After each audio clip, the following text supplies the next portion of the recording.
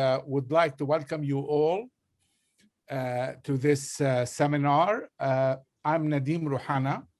I'm the director of the Faris Center for Eastern Mediterranean Studies at the Fletcher School at Tufts University and the faculty member at the school. It's my pleasure to warmly welcome Ambassador Amal Mudallali, Permanent Representative of Lebanon to the United Nations, to launch our series on Arab and Middle East diplomacy at the United Nations. She will be talking on Arab diplomacy at the UN, new approaches to regional and global challenges. We would have, of course, much preferred to welcome Dr. Mudallali as our guest at Fletcher in person, but given the national health circumstances, we all decided to keep the privilege of hosting her in person for a future opportunity. Ambassador Mudallali will be shortly introduced by my good colleague Nadim Shhadi, who is the executive director of the Lebanese American University, New York headquarters and academic center. The fact that you have two Nadims here is completely accidental. We refer to each other, or others refer to us as the other Nadim when they mean the other Nadim. In any case, this event is jointly sponsored by the Lebanese American University's New York Academic Center and by the Faris Center at the Fletcher School of Law and Diplomacy.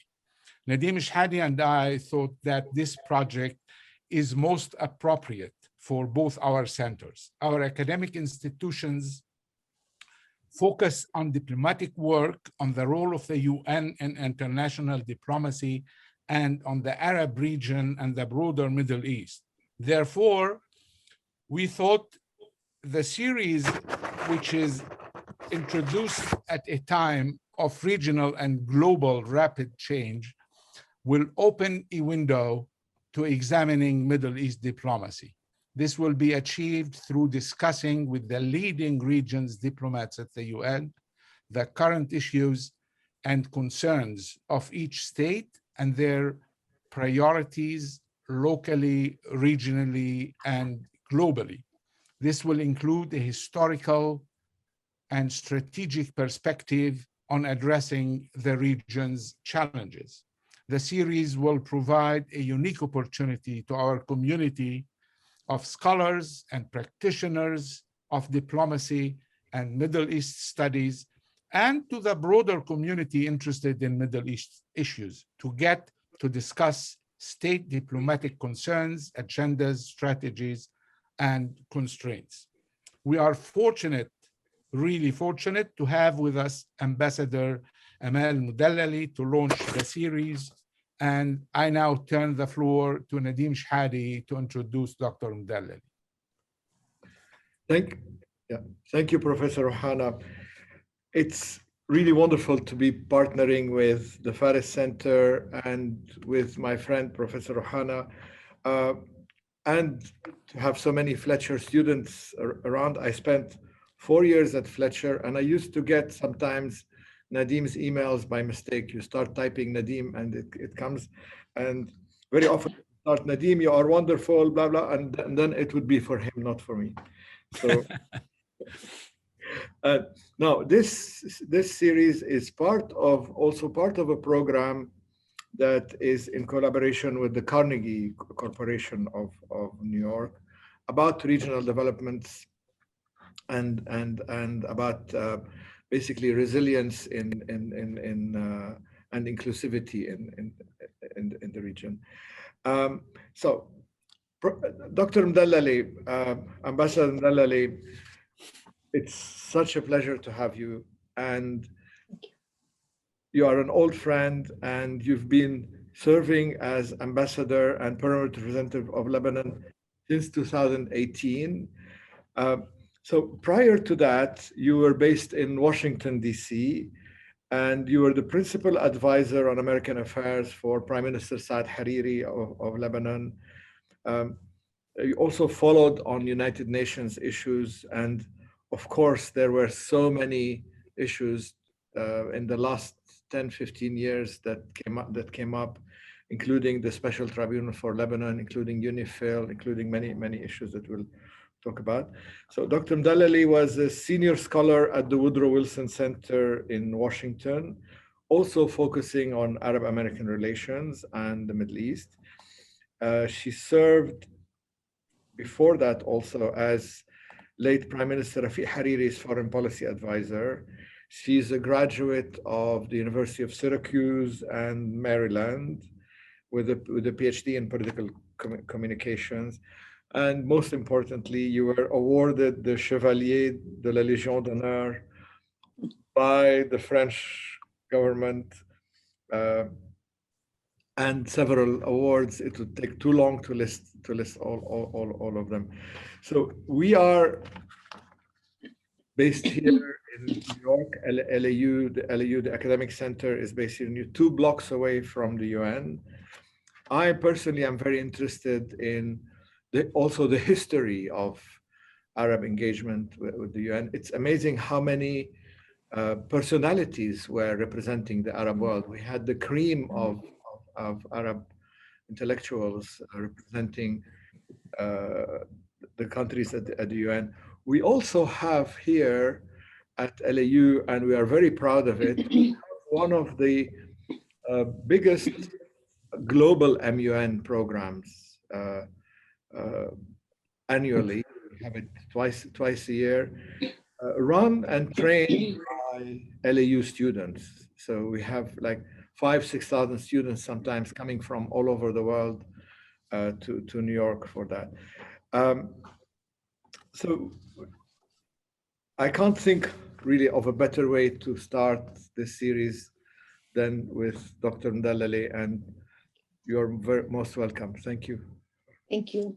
Thank you very much. I really appreciate it. It's really an honor for me to start this program and this series that you have. And it's a great pleasure and honor to meet Dr. Rouhana, and thank you for your welcoming remarks. And thanks, Nadim, and for everything, especially your friendship. I thought I will talk first about the relationship between Lebanon and United Nations, because Lebanon is one of the first countries that started at one of the few with Egypt and Iraq at that time. So I will not tackle the whole Arab diplomacy at the UN. I will talk about Lebanon in particular, but I'll be more than happy in Q&A to answer any question, especially that we at the UN, we are part of the Arab group, and we really follow the Arab consensus unless there are issues that Lebanon, has special,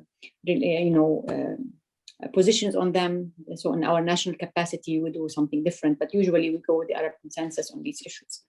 So I will start by talking about the relationship between Lebanon and the UN, because this relationship is as old as the United Nations and Lebanon. This year is the 75th anniversary of the United Nations, and it's also the anniversary of Lebanon. So since its founding, Lebanon has been there at the United Nations.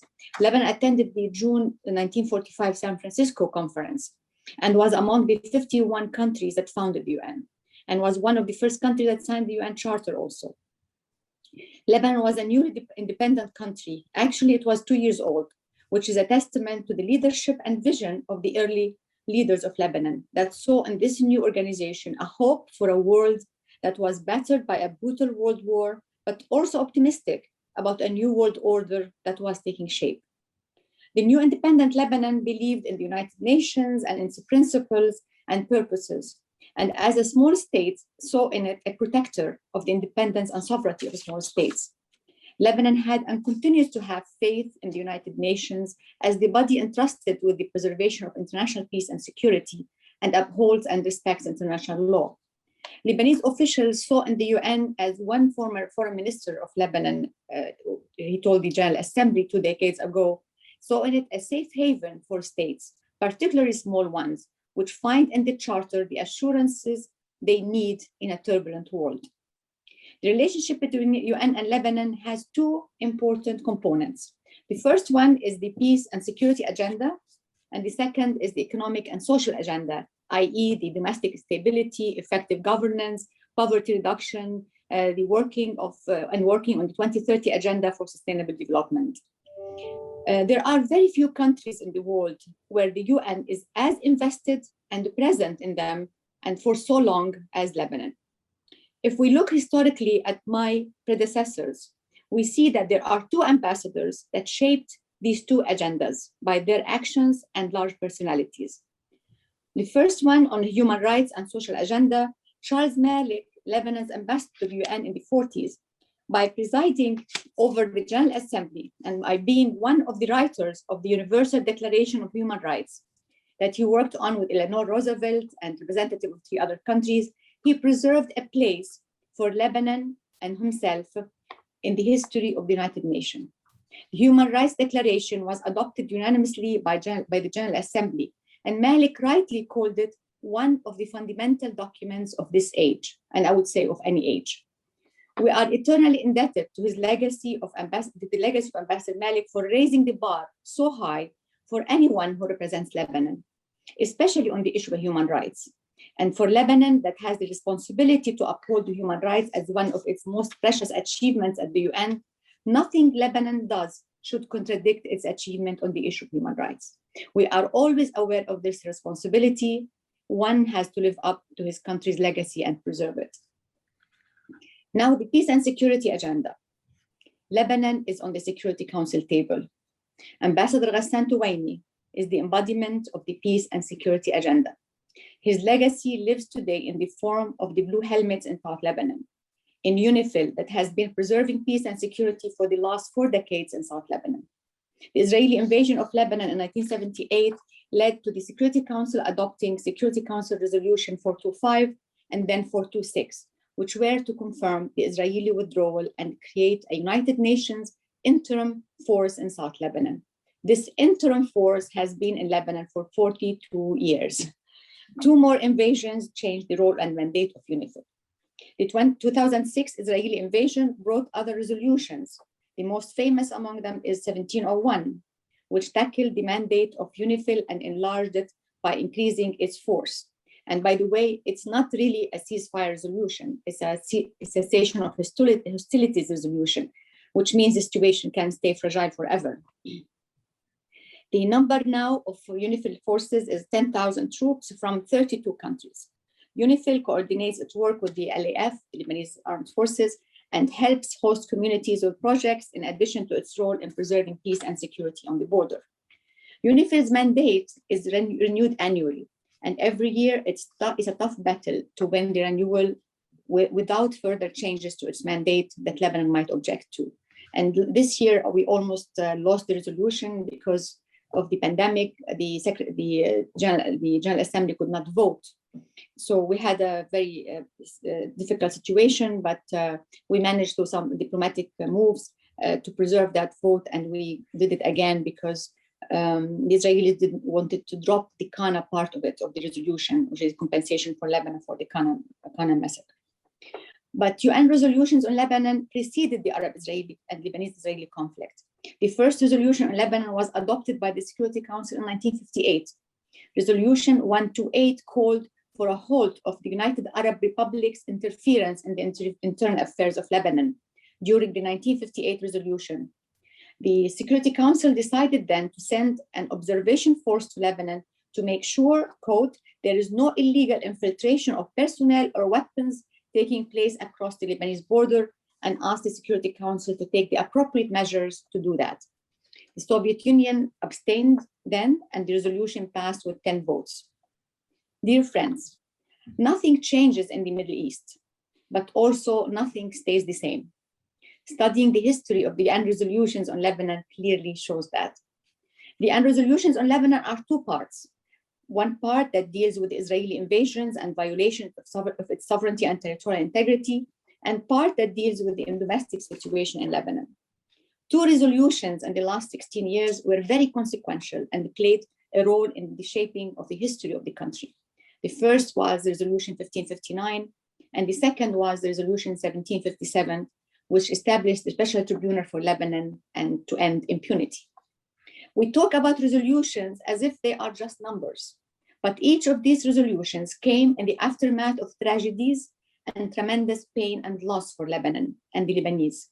Lebanon signed the UN Charter in 1945, which promised in its preamble that the United Nations goal is, quote, to save succeeding generations from the scourge of war, end of quote. But for the Lebanese, this promise was not realized, and Lebanon went through untold suffering and paid a heavy price in blood and treasure over the last 7 decades during wars, invasions, interference in its internal affairs.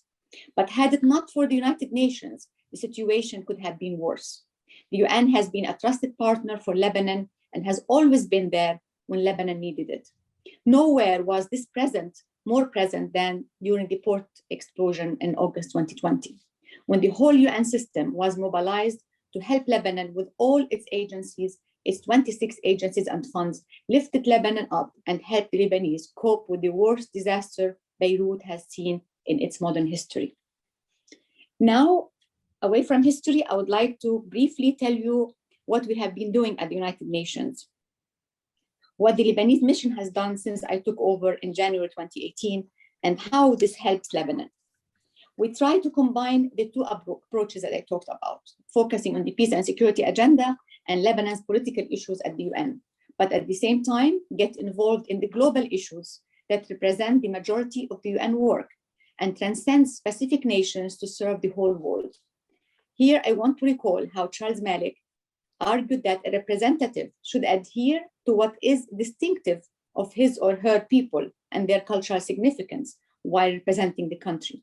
He wrote, quote, "Nothing brings out more the essential and permanent in any people and nation than when it acts and makes itself felt on the international plane," end of quote.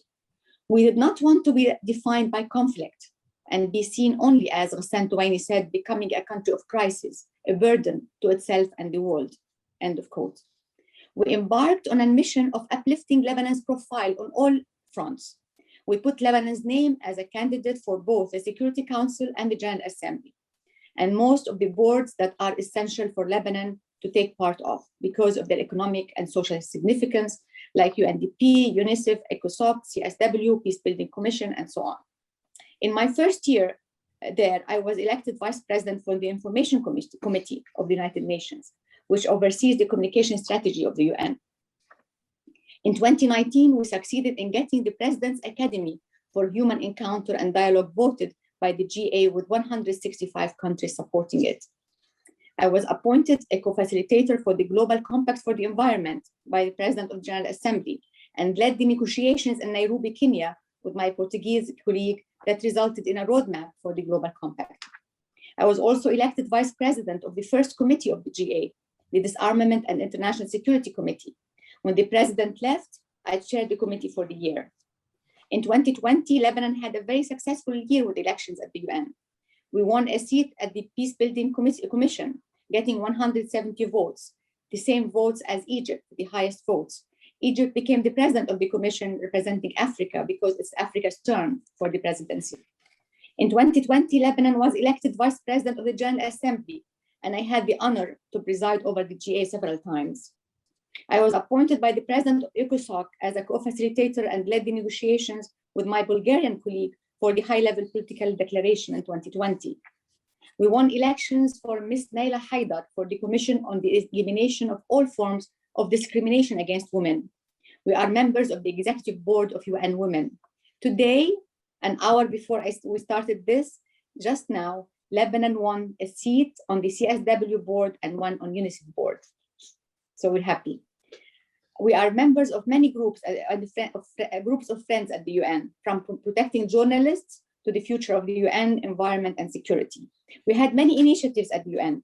The one that I'm most proud of is the political declaration on equitable COVID-19 vaccines. I initiated the process and worked with a group of 18 countries plus the EU, and we came up with a declaration that won support of 182 countries and won Lebanon respect and recognition as a force for good around the world. Now I am preparing an event with Sweden and Norway and other countries to tackle the issue of the COVID-19 plastic litter that is polluting our waterways and oceans. I saw this as a new challenge and as dangerous as the pandemic to our lives and our planet. We focused on human rights, on poverty, and on helping low and middle-income countries at the UN. The Beirut explosion changed our focus to bring the much-needed assistance to Lebanon and the Lebanese people. It's not easy to handle a pandemic, an explosion that obliterates your country, a financial crisis that robs people of their livelihood and dignity, and at the same time pretend everything is normal. But we try to keep Lebanon's head high, to keep it recognized for its contribution to the UN and the world, and to fulfill the former Pope's promise that Lebanon is a message of hope, of resilience, and of rebirth.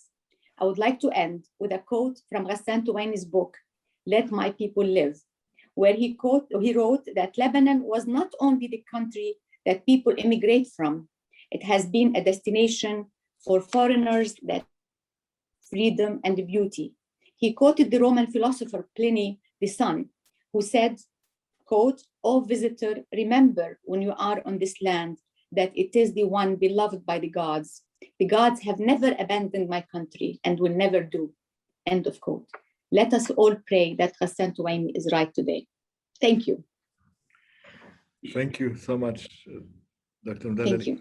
So I want to remind people that they can send questions on the Q&A, and they can put comments on the chat. I'm checking here. I think somebody has. This is Albert saying the same.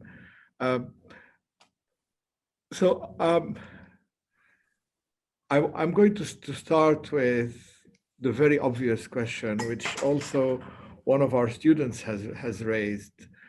As a woman and as an Arab woman in the UN, I know that you're here for your qualifications and not because of that. But how do you see the representation of women in the diplomatic service and of Arab women especially, and in the Lebanese? I mean, we've had some also very famous women, and yeah. Mm-hmm. Thank you for the question. Lebanon has had very successful diplomats over the years. So I'm not the first Lebanese ambassador. I'm the first Lebanese ambassador at the UN. So it's really an honor to be the first one there. But women at the United Nations, when ambassadors, it's really now a success story, because now we have 51 women ambassadors. And if we just remember that only 4 women attended the San Francisco conference, and one of them was a delegate. So you see we made progress. It's not enough progress, but we made progress. And women at the UN have a wonderful circle of friends that we work together, we cooperate together. And because of the Secretary General's agenda for empowering women and for gender parity, I think we have more privilege now than even our male colleagues. So we really we're very happy and proud to be there, but we're aware of the responsibility that we have towards other women in every field, that we really have to make a difference. You don't want to be there only because you're a woman. You want to make a difference, and that's what we try to do. And we do lots of initiatives together. We cooperate together, and I think our presence there is making a difference. Thank you. So I've had a lot of interaction with Lebanese diplomats throughout the last 30-40 years, and I find that Lebanese diplomats have to navigate both international diplomacy and their country, and as well the instructions that they get from so it's very easy to be an ambassador for Norway or Switzerland, but when you are representing a country which is in crisis, which has divisions, I think it takes a lot of tact and a lot of you have to be very sensitive, and you have to be very it's diplomacy at its best to be able to represent a country like this and keep everyone happy, and at the same time represent the country. Do you have any comment on this? Yeah, actually, it's a very interesting question, because people ask me that, and sometimes will assume because I was appointed by a certain party that I will be with one or the other or something. But personally, I really believe that a representative of a country is the country, the whole country. When you enter the General Assembly, you're not entering as your own person or your political affiliation or whoever appointed you. You enter as Lebanon, and people look at you as Lebanon. So Lebanon is present, Lebanon spoke, Lebanon did. It's not you as a person. And I hope, that's what I always do and strive for. I always behave as if I'm Lebanon. I represent the whole country. I never ever behaved as I have any biases or any preferences to points of view in Lebanon or something. I behave as Lebanon. I am very neutral. I just take my instructions, and I do the best to my ability to implement the instructions. And I always think of the country as a country as a whole. I don't think of a party, or because the Americans have a very nice saying. They say the differences end at the water's edge, and I think every country should do that. Should believe that, because if you do this, you really represent your country and to the best, and be your best. Because if you're going to carry your differences or your biases to the place, you're not going to be doing your job, and also the others will not have respect for you. Other ambassadors and other countries will not have respect for you. So you really have to be representing the country as a whole. You don't represent any party or any political affiliation. Professor Rouhana, do you? Yeah, well, it's great. The issue of women representation, there are other Arab ambassadors who are women at the UN, right? Yes. At least, right. So it's really great. We are going to be hosting some of them. But following up on the question and other questions that came in the chat, I have no doubt that you will try to represent the views from Lebanon without any, without preference to one side or another. But how does the crisis in Lebanon, in what way does it influence your work, right? So this is number one. I'd like to see if, you mentioned number of achievements which are remarkable. So, but within the policy of Lebanon, the strategy of Lebanon, how does the crisis influence that? There was a question about how did the UN contribute to Lebanon after the explosion. So if you can expand on that a little bit. Sure. Okay, so about how does the crisis affect what we do? You wake up in the morning and you really don't think of the crisis in the country. You think of the agenda at the United Nations, and you think of how you're going to present Lebanon as best at the UN, how you don't want anybody at the UN to have an inkling of the problems that are happening in the country, because you feel like you're really preserving the country as a whole. You're preserving its image. You're preserving its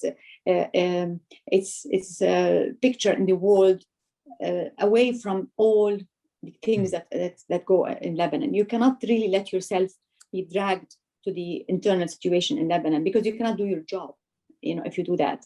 And then you present a very fragmented picture, a picture of a weak country. So we do our best. I kind of like put a blinder and I just go and I behave and I give a speech and stuff like that, as if nothing is happening, as if there's no problem in the country, as if there are no differences, as if that we have a government and everything is happening, and not we've been without a government for a long time. So you really have to put your best face to it and behave as if nothing is happening. It doesn't mean that it doesn't affect you. It kills you from inside. And I'm going to tell you one incident that happened with me during the General Assembly, the high-level meeting. I was attending the General Assembly and the world leaders were giving speeches. And one leader, and he's an Arab leader, was talking about the food insecurity and hunger in the Middle East and the world and the Middle East. He gave Lebanon as an example. I was very upset. I started crying. I got out of the General Assembly and I went out. I was crying. I was like, how could this happen to us? How could this? I was upset that he mentioned it, and I was upset that we let our country get into that situation, you know, we become an example of food insecurity and hunger. So it really kills you from inside, but you don't let it show. You have to stand up and every day and do your work and behave as if nothing is happening, as if everything is doing well, knowing it's not doing well. But you have to keep that place intact till the day the country is back on its feet, and then things will move smoothly. You cannot let things collapse. You cannot let things fall in the cracks. You have to put the best face to it. You have to put the best strength that you have in it and continue. You have to go forward. That's the best thing you can do for Lebanon. And the question about what... Oh, sorry, about you and yeah. You know, honestly, I was blown away by how the United Nations came to the rescue of Lebanon. It was unbelievable. You know, from first minute, every single agency, the Secretary General was involved, the OCHA was involved, the humanitarian agency, World Food Program was involved. Beasley was already on the ground in Lebanon within a week. He was working to arrange for, you know, food and supplies for people. ESCWA went, I mean, out of its way in every way to work. I mean, the director of ESCWA was like taking it as a personal crusade. The United Nations representative there, Najat Rujdi, was also there, working day and night, working like as a Lebanese. She was unbelievable. So really, I was really so grateful to the UN, the way they responded, and the World Bank, the IMF, everybody. They had the rapid response program for Lebanon. I mean, they really lifted Lebanon up, and we're very grateful to them. Thank you. We are flooded with questions, and I'm getting some by email and by WhatsApp and all that. So I will. So one of our star students, honestly, she, Christelle Barakat,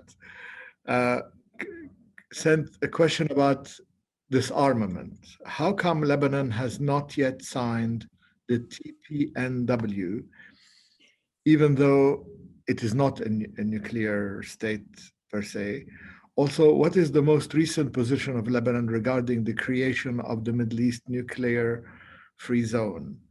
Mm-hmm. Lebanon involved in this and these kind of dialogues? Yes. Lebanon is, of course, supporter of the Middle East nuclear-free zone. We attended the meeting that we had last year. The Arab group had a meeting at the United Nations last year, and now Jordan was the head of the conference last year. Kuwait will be the head of the conference this coming year. We're very involved, very supportive of it. We participate on all the negotiations and works on it. And this is one of the foreign policy, important items on Lebanon's foreign policy, the Middle East nuclear-free zone.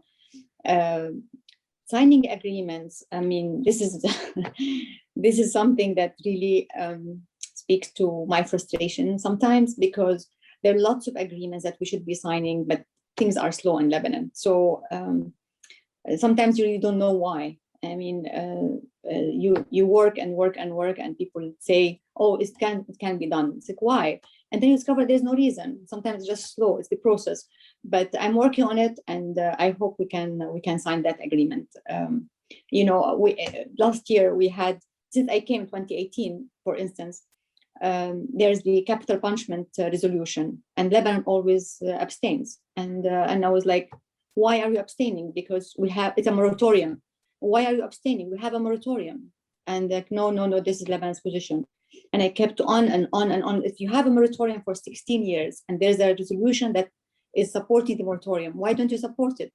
And they will not budge. But this year, I was lucky. The foreign minister was very understanding, and he stood by me, and we changed our resolution, our voting. and we voted for the moratorium, on capital punishment. So you can't change things, but you have to keep on, and you have to try to find out why some resolutions and some agreements are not signed and stuff like that. I mean, we have agreements that it blows your mind if you know why we don't sign them. Like people with disability, we have not ratified it. And it's like, this is people of disability. So, things are slow, but you keep on trying, you keep on pushing. As you both were asking, the situation in Lebanon makes things very slow sometimes, the political situation. Thank you. I just want to raise one of the questions is by Professor Alan Henriksen, one of our colleagues, and it's on the mind of many of us. So Professor Henriksen says, Lebanon has been an important member, not only of the United Nations, but also of the League of Arab States and of the Organization of Islamic Cooperation, right? Yeah. So how are these multilateral roles related in the wider context of the UN, particularly within the Arab group? The question basically is there a differentiation of roles with different issues addressed in the different organizational settings, perhaps with different individual Arab member states in the lead? Yes. Thank you for the question, Professor. Yes, it's, the United Nations, most of the work is done within groups. It's very important to be part of a group. And Lebanon, as you said, is part of the Arab states, the Arab League states, and part of the Organization of Islamic States, conference, sorry. And we work within these groups. You work with them on positions. Sometimes we, the Arab group, we take a position on an issue. And it's very important when you have because you have an Arab consensus on an issue. It makes it easier for you. Like this week, somebody wanted me to support a position they're taking on the Security Council, an issue related to Security Council. I said, I'm sorry, I cannot do it because there's an Arab position. I cannot, deviate from the Arab position. So sometimes the position of a group helps you because it protects you from the pressures that come on you from different states. That to do this and vote with us. And I'm sorry, I cannot do it because there's an Arab position on this.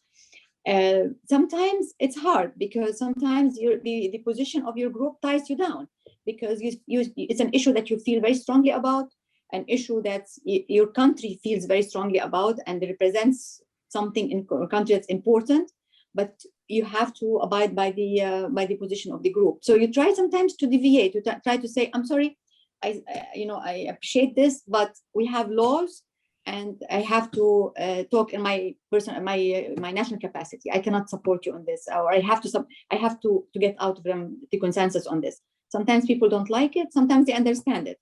So, like for instance, on social issues, Lebanon always and Tunis, we always go together on our national capacity because we have lots of laws that protect some liberal issues that we cannot literally support some issues that has group support that goes against our national interest. So it's really important to be part of a group because it protects you, but sometimes it limits you. So you have to balance. You have to see what's important and what's not important, and how to do that. I think the next question is very relevant to this, Dr. Mudallali, because it's from Rana Mughrabi, asking about Lebanon's position vis-a-vis peace agreement with Israel, and what role can the UN play within that. And she's saying thank you for it. Yeah. Thank you very much. Look, the Lebanese position on peace with Israel is part of the traditional Arab position that, Lebanon, as the country that hosted the Arab Peace Initiative, the initiator of peace initiative, Lebanon believes in peace, but Lebanon also adheres to its position that peace has to be comprehensive and has to be lasting and has to be just peace. and you cannot have. I mean, Lebanon's position is that separate peace and piecemeal positions, pieces, whatever. It does not really help. It does not lead to real peace, and we saw historically that every time there was attempt to have peace agreements that were not comprehensive, did not give the Palestinians their right, did not have the Arab consensus around them. Lebanon pays a price, because most of the things end up in Lebanon, unfortunately, and Lebanon pays the price. So Lebanon is for a comprehensive peace, and Lebanon is still adheres by the Arab Peace Initiative that calls for comprehensive peace. Thank you. We have a question from a very dear colleague of yours, Ambassador Majdi Ramadan, asking about Lebanon's role in the vaccine initiative resolution, and how will that affect the vaccine rollout internationally and to Lebanon also? Yeah. I mean, as I said in my talk, I was really proud that I came up with the idea, and I brought a group together. We had a very good 18 countries and with the EU, and we worked on it, and we were successful in getting. I was really surprised that we were successful in getting agreement, because there were lots of issues about the intellectual property rights and about vaccine nationalism and things like that people did not wanted to support. So we tried to take out all the divisive issues, and we concentrate on the positive part and the things that could lead to a consensus, and we succeeded in doing that. Now, whether this is going to be implemented or not, we have 182 countries that supported it. This is going to depend on the will of the producers of vaccines, because they are the ones who are going to, accept what everybody is asking them now to waive intellectual property rights, to try to accept production of vaccines everywhere, because you really have to increase the capacity of vaccines. So we have a big problem now with the vaccines, which is basically, besides the inequity that has been going on, and some countries, like one example, one country apparently bought 11 doses per person, and some countries don't have 1 dose per person. Besides the inequity, we were not lucky because Johnson & Johnson and AstraZeneca now are being sidelined too. So you end up only with 2, and that's another burden on the capacity, and that's another problem for the poor countries and vulnerable countries that don't have the ability to get the vaccines. Some countries are donating money for the COVAX, but money is not useful. I mean, it's useful, of course, but what you need is vaccines, is doses, because you could have the money, but you cannot buy the vaccines because there are no vaccine. But I'm very optimistic, because the United States now is saying that when they finish vaccinating, and they were going to finish very soon, in a month maybe, they're going to give the extra vaccines to poor countries and vulnerable countries and developing countries, which is a fantastic generosity, and we should all be happy about that and thank them for that. So there are 2 milestones that we mentioned in our declaration: the G20 meeting and the G7 summit that's coming up in June. And we appeal to them to take a position and make this issue as a priority, because this vaccine issue, nobody is going to be able to solve it alone. This is a global problem that needs global solution. And the slogan, "Nobody is safe till all are safe," is really a reality. It's not just a slogan, it's a reality. Nobody can, defeat the pandemic in its own country. I mean, this world is now one village, and everybody is moving around. And but this also time is of essence, because the longer you take to vaccinate and to get rid of it, the more variants you're going to have, and the more dangerous it's going to be, because the variants could, but not be susceptible to the vaccine. So it's really a race towards race between the pandemic and the vaccines. And I really hope that the vaccine wins, and it will not win if the world does not work together. There's no solidarity, and there is no understanding that profit can can happen later, but now you have to save the world to be able to profit. It's very defeating if you say, I care about now, my money and selling and production, whatever, when you're not going to end up with anybody to sell anyway if this continues. So I'm very optimistic, but it's going to take time and organization, because there's no mechanism, as the Secretary General says, there's no mechanism, international mechanism to coordinate internationally the vaccine. This is wonderful. Thank you very much. Thank you. We have a question on a different front, and that's the UNIFIL in South Lebanon. And another question, a follow-up question on that. How do you see the future of UNIFIL in South Lebanon play a better role in the political process? Currently, UNIFIL doesn't have the political mandate, but Lebanon needs political support. Do you see any change in the near future to the mission?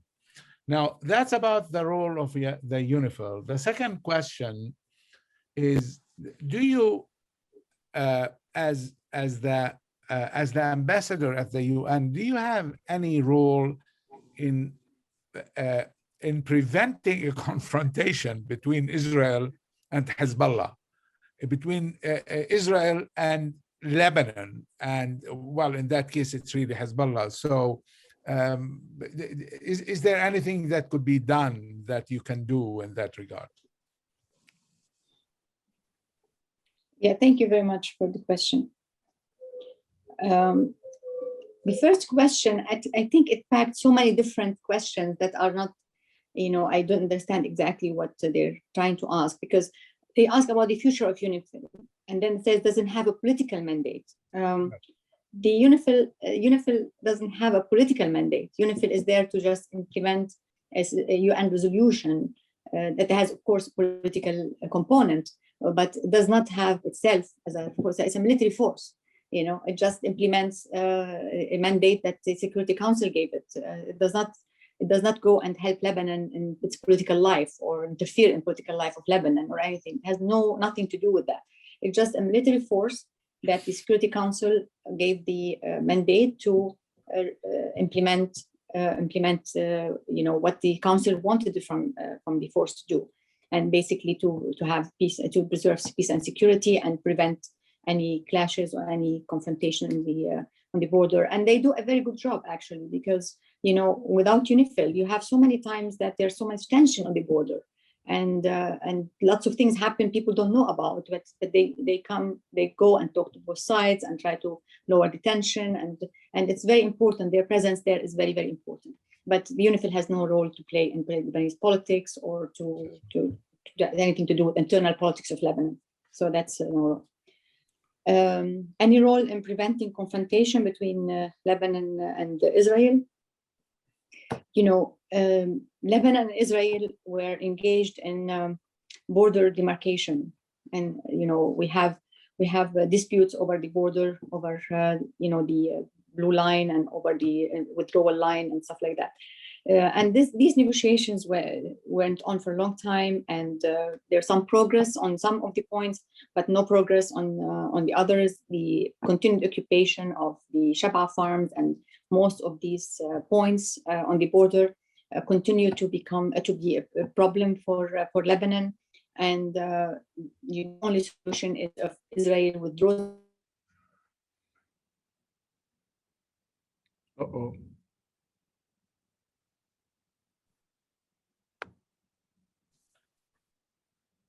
We are. I think, yeah. It's a bit frozen. We'll wait for. I will send her a message.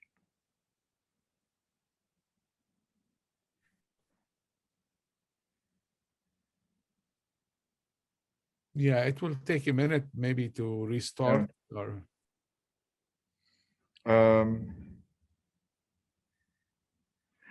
while we're waiting, there are several themes that are.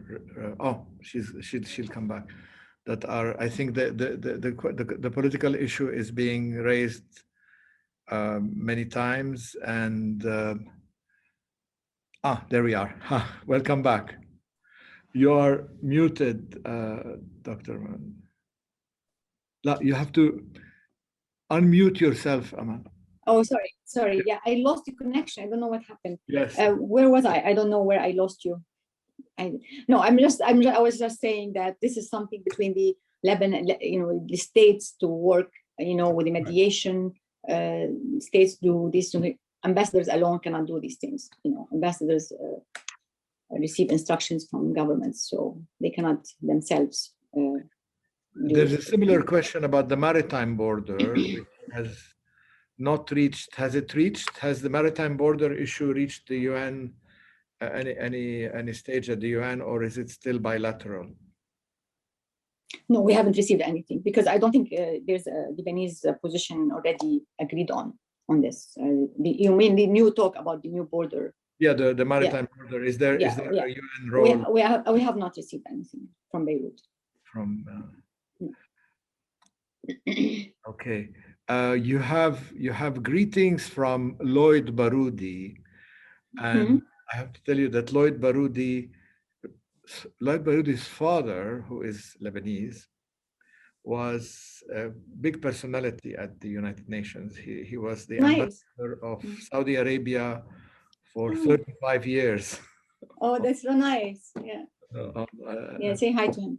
So he's also saying how it's a recurring theme. How difficult is it to represent a country during such a crisis, and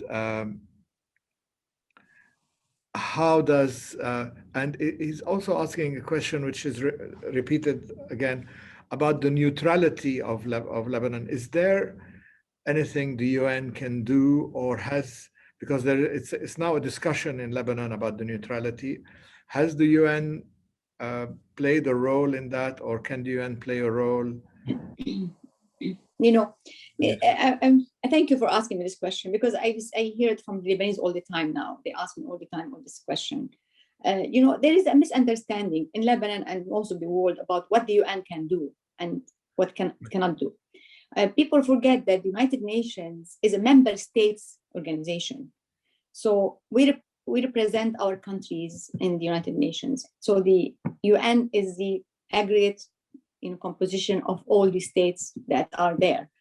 So the UN is not going on by itself to go and do anything for any country or interfere in internal affairs if the country does not ask for it. There has to be consensus in the country on an issue. And the issue of neutrality is the same. I mean, the United Nations is going to do anything by itself. If Lebanon asks, yes, they will oblige and they will try to do something, help. But Lebanon has not asked for that. And there's no pathway to do that unless, the country asks for it. A big country at the Security Council asks for it, and I don't see this happening. Or the Secretary General asks for it, he's not going to do it. So really, there's no pathway unless there's an internal agreement in Lebanon on this issue.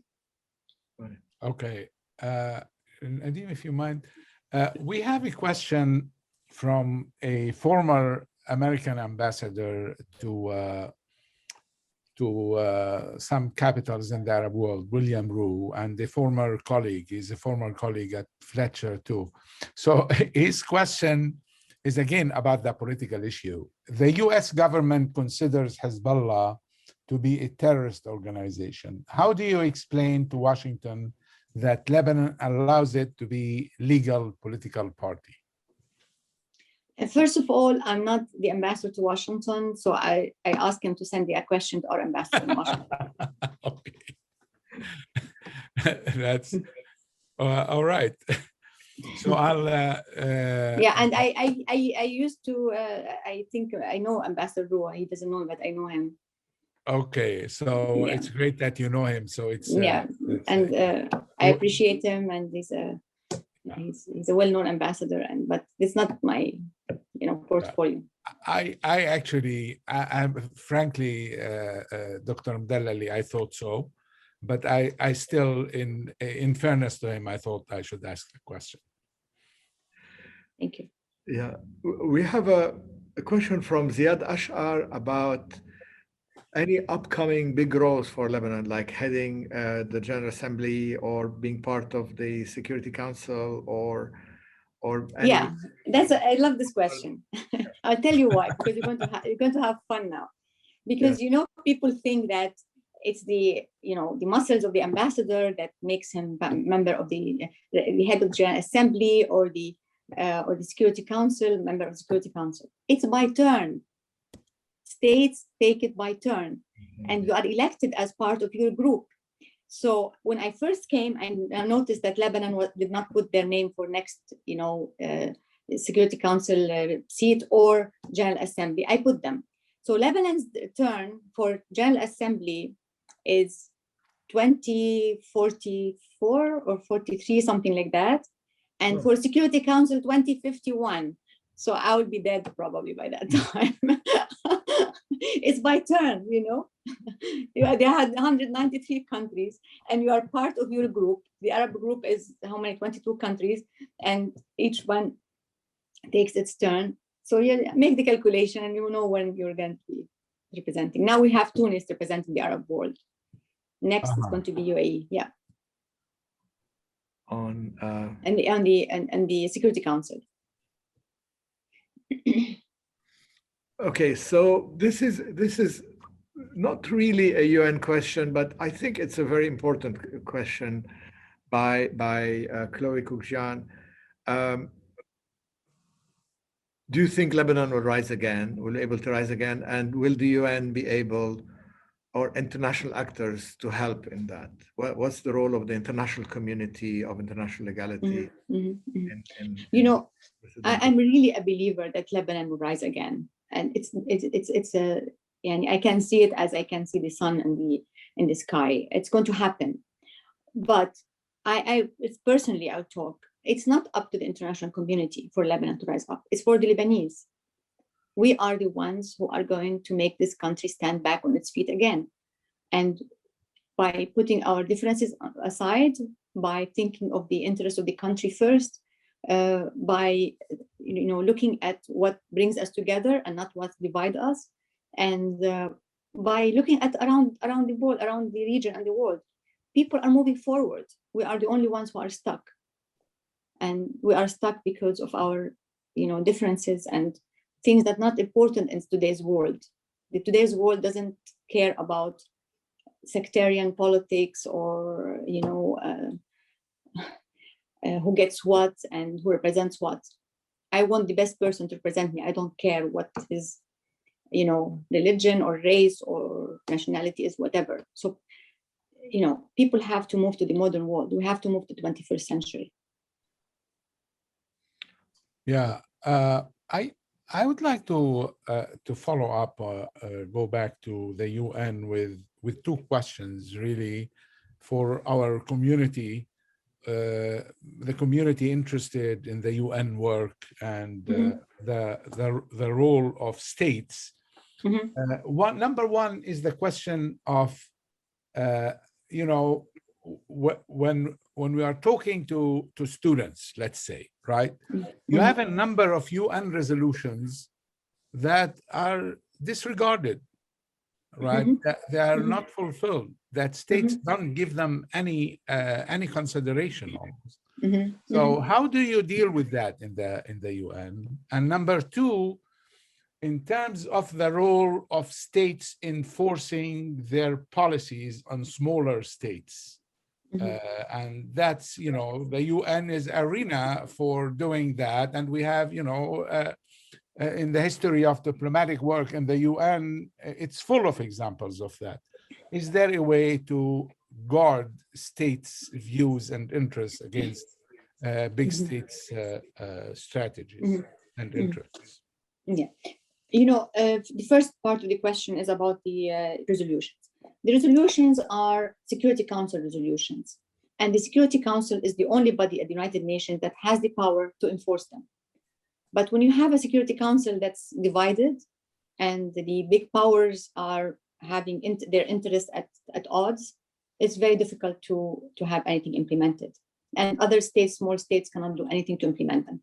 And I was telling Nadeem earlier, I was counting the UN resolutions about Lebanon from 1958 till 2007. We have 98 resolutions.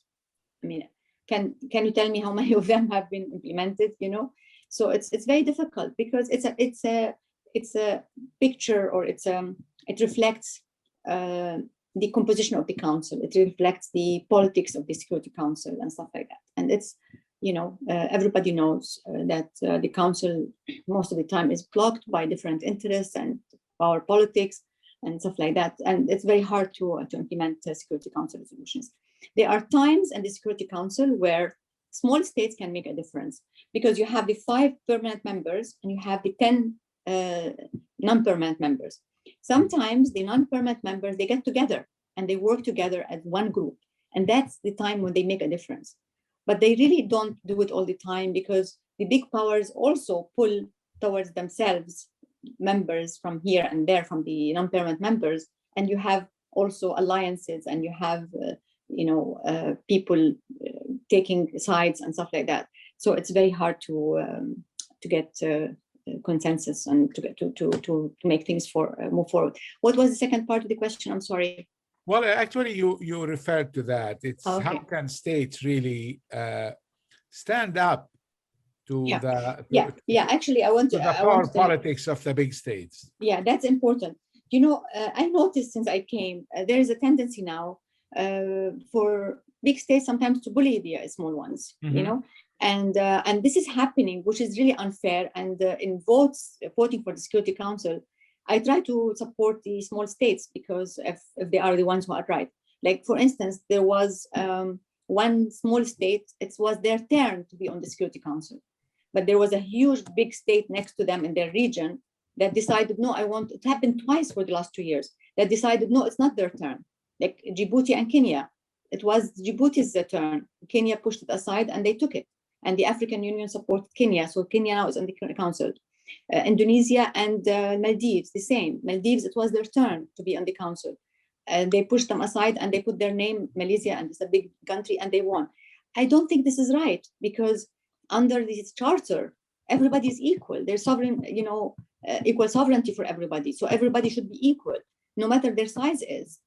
But some people say to you, when you have a small state with no weight, no power in the council, it would not make any difference. It's better to have a big state. Yeah, but what's the point then in being at the UN if you can't be treated as equal, Ambassador Mudallali, there's a question about the status of the Special Tribunal for Lebanon. It's been renewed we understand it's been renewed for 2 years, but is this a renewal or a winding down, and how's the budget and all that? Is this something that's already reached a result, or is it still in discussion? Or no, more than anybody, Nadeem, that the tribunal has not finished its work yet, and the tribunal asked for 2 years to finish its work, and they have now two more years. It's not a secret that the budget has problems, and they're trying to solve it. And the Secretary General was very helpful in proposing something called subvention, which is basically Lebanon could not pay their share this year of the budget, and so the United Nations paid Lebanon's shares. He asked the General Assembly to do it, and they approved it, but they took part of the money out. One superpower did not accept to have the whole full amount, so took part of it. So they are short of some money now. It's a challenge. The financing of the tribunal is a challenge. It's an ongoing challenge, but they're trying very hard to compensate for the money that's missing. And I think they will do it. I think we have the last question is from Tariq Abu Saleh. And are there any rules between the Arab representatives? I mean, or is it like by consensus at the UN? I mean, are there rules for regional groups like the Arab group that you have to adhere or that you have to follow? Or how does the process work? Are there internal discussions? Are they binding? It's a very interesting question.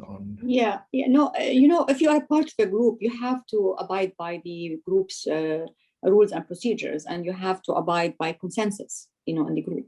So you cannot just be a part of the group and then go and vote your way if the group decides to vote for so and stuff like that. So you really have to abide by the rules of the group. You have to be respectful for that, because you support them, they support you. If you all the time go out of the consensus, people will not support you next time, because you're not really being disciplined. So you have to be disciplined, and you have to support the group. And as I said before, it helps you at the UN to be part of a group and to have a group position, and to be supported by your group. So it's better if you support your group too. So these are So basically, as I said, we go by our consensus most of the time, unless the issue is that in our national capacity, it does not, it's against our rules or laws or something like that. So we have to dissent, but then you have to tell them, you have to explain what it is, why you can do it, and stuff like that. So it's really by consensus, not by majority. There's no mechanism of internal voting or something. We don't vote. No, we don't vote. We just go by consensus in the group. We still have time for one. Is there it's from Erin Biddle. I think he's from the Fletcher School, and she's asking, what is the UN doing about the inflation in Lebanon? Is it part of its mandate to do anything about it? No. The UN has nothing to do with the financial situation in Lebanon. The IMF and World Bank work on these issues. And the situation with the IMF and the World Bank. The World Bank is helping Lebanon a lot, and now even our vaccines is a loan from the World Bank, and they're helping us. But in terms of inflation and this and that, the IMF wanted to have to help and work, but so far they have not agreed on a program or on any way forward. And I don't think there's anything happening besides informal talks, but there's no formal process with the IMF. Thank you so much. I think this was Nadim. Do you have anything to add, or should we? I'd like to. I think we should. There's too many questions coming. I think we should stop here. There are too many questions coming in different ways, but I think we covered most of them. Yes, most of them, and we covered grounds that are very interesting, and I think it's a great start for this. And Dr. Mudallali, thank you. I really want to thank you for this. This is remarkable. We couldn't have thought of a better start of the series. Thank you. Thank you. This. So, thank you. Very kind of you. Thank you so much. Thank you. Yes. Thank you, Nadim. Also, thank you for this, and I want to tell Fletcher students there are many of them at the UN, that they should look you up. Yeah, sure, anytime. If they are vaccinated. I know that you come and they come here, so they are Thank you, sir. Thank you so much. It's been a pleasure, and I hope it was useful. Yeah. Thank you. And thank you for the two Nadims. Okay, we look forward to seeing you here. Thank you. And if you come to New York, please, Dr. Rahani, let me know. Sure, of course. Thanks. Okay, bye-bye. Bye-bye. Bye.